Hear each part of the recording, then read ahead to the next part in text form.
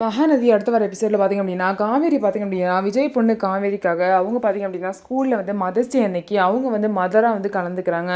கம்முவோட மதராக பார்த்திங்க அப்படின்னா, காவேரி வந்து கலந்துக்கிறாங்க. இதனால பார்த்திங்க அப்படின்னா, விஜய், சாரதா எல்லாம் ரொம்பவே சந்தோஷப்படுறாங்க.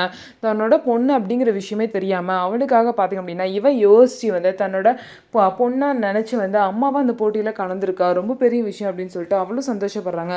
அதுக்கப்புறம் 2 பேரும் சேர்ந்து வந்து டான்ஸ் ஆடுறாங்க. அந்த டான்ஸும் பார்த்திங்க அப்படின்னா, அவ்வளோ அருமையாக சூப்பராக இருக்குது.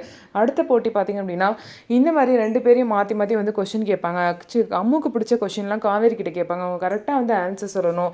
ஸோ அதில் வந்து வின் பண்ணுறாங்களான்னு பார்க்கலாம் அப்படின்னு சொல்லும்போது, அம்முவோட ஹீரோ யாருன்னு கேட்டப்ப அவங்க வந்து அப்பான்னு சொல்லிட்டு போர்டில் எழுதுவாங்க. அதே மாதிரி காவேரியும் கண்டிப்பாக அம்முவோட ஹீரோ அவங்க அப்பாவை தான் இருக்குன்னு சொல்லிட்டு கரெக்டாக ஆன்சர் பண்ணிடுவாங்க.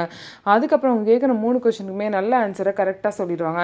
இதனால பார்த்திங்க அப்படின்னா, அவங்க 2 பேரும் தான் வந்து வின் பண்ணிடுவாங்க. காவேரி பார்த்திங்க அப்படின்னா கரெக்டாக ஆன்சர் பண்ணனால இந்த போட்டியில் அம்முவும் காவேரி 2 பேரும் சேர்ந்து வின் பண்ணிடுவாங்க. இதனால் விஜய் பார்த்திங்கன்னா சந்தோஷத்தில் அவங்களுக்கு ஹோட்டலில் கூட்டிகிட்டு போய் விதவிதமாக ஆர்டர் பண்ணி சாப்பாடெல்லாம் வந்து சாப்பிடுவாங்க.